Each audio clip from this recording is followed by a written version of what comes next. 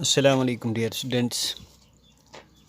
11th English سے ہم نے جو ٹاپک لیا ہے آج اس کا نام ہے you and the task ahead. اس کو لکھا ہے ڈاکٹر کرن سنگھ نے. ہندی میں اس کو لکھا گیا تھا، پھر اس کی ٹرانسلیشن ہو گئی. یہ جو کرن سنگھ، اس کی پیدائش جو ہوئی ہے وہ 1931 میں ہوئی. یہ ایک لیڈنگ پولیٹیکل اور سوشل فگر ہندوستان میں ہے، ایک جانا مانا چہرہ ہے.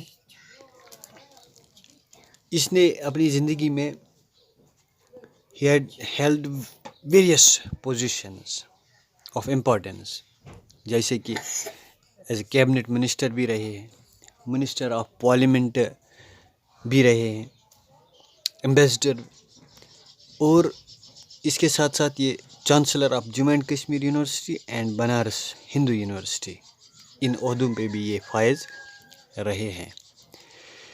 اس کے ساتھ ساتھ یہ ایک انوائرمنٹلسٹ بھی تھا اور چیئرمین بھی تھا Indian board of wild life, اس کا چیئرمین بھی یہ رہا ہے.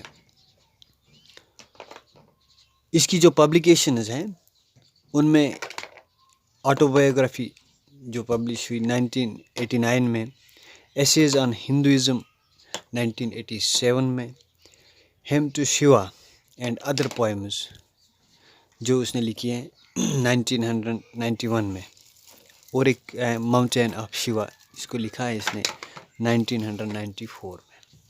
تو اوورآل اب جب دیکھیں تو یہ ایک مین کریکٹر ہیں، ایک بہت ہی بڑے ایجوکیشنسٹ، بہت ہی بڑے ایک فلاسفر، ایک پارلیمنٹ ممبر، ایک چیئرمین، بہت سے عہدوں پہ یہ فائز ہو چکے ہیں. یہ جو آج کا ٹاپک ہے جس کا نام ہے youth and the task ahead, اس میں یہ بیان کرتا ہے کہ یہ جو ہمارا یوتھ ہے یہ ایک سرمایہ ہے قوم کے لیے.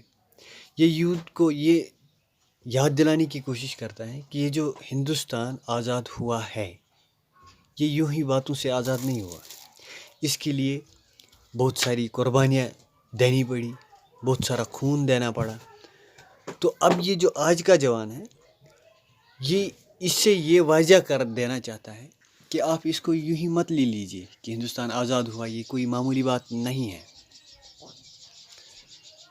آج کے یوتھ سے یہ اپیل کرنے کی کوشش کرتا ہے کہ ایک انسان کے اندر، ایک جوان کے اندر، ایک ینگ آدمی کے اندر، اس کو سب سے پہلے وہ فزیکلی ڈیولپ ہونا چاہیے، کیونکہ یہ ایک قوم کا سرمایہ ہوتا ہے. جو جوان ہوتے ہیں، جو یوتھس ہوتے ہیں، وہ کسی بھی قوم کے سرمایہ کہلائے جاتے ہیں. تو اس کرن سنگھ کے کہنے کے مطابق یہ جو یوتھ ہونا چاہیے یہ فزیکلی پہلے سٹرانگ ہونا چاہیے. جب یہ فزیکلی سٹرانگ ہوگا تو ضروری سی بات ہے کہ نیشن بھی سٹرانگ بنے گا. دوسری بات جو اس میں ہونی چاہیے وہ انٹلیکچول ہونا چاہیے، اور انٹلیکچول ہونے کے ساتھ ساتھ اس میں پیٹرائٹک اینڈ اسپریچول کوالٹیز ہونی چاہیے. پھر یہ جا کے حب الوطنی، پیٹرائٹک، وہ اپنے نیشن کے تئیں وہ جذبہ ہونا چاہیے، سیکریفائی ہونے کا جذبہ ہونا چاہیے. تو یہ کہتا ہے کہ اس قسم کے جوان اگر ہماری قوم میں ہوں گے تو ضروری سی بات ہے، تو سیدھی سی بات ہے کہ ہندوستان جو ہے بہت ہی پاورفل کنٹری بنے گی. کیونکہ یہ جو جوان ہوتا ہے یہ کسی بھی قوم، کسی بھی نیشن کے لیے ایک بیک بون، ریڑھ کی ہڈی کی مانند ہوتے ہیں. جتنے اس کے جوان انٹلیکچول، فزیکلی سٹرانگ ہو، اسپریچولی، اور ان میں پیٹرائٹک فیلنگ ہوں گی تو سیدھی سی بات ہے کہ وہ نیشن بھی اتنا آگے بڑھے گا. یہ جو ٹاپک ہے اس کو ہم اگلے لیکچر میں بیان کریں گے. یہ ہم نے انٹروڈکشن دے دی تھی.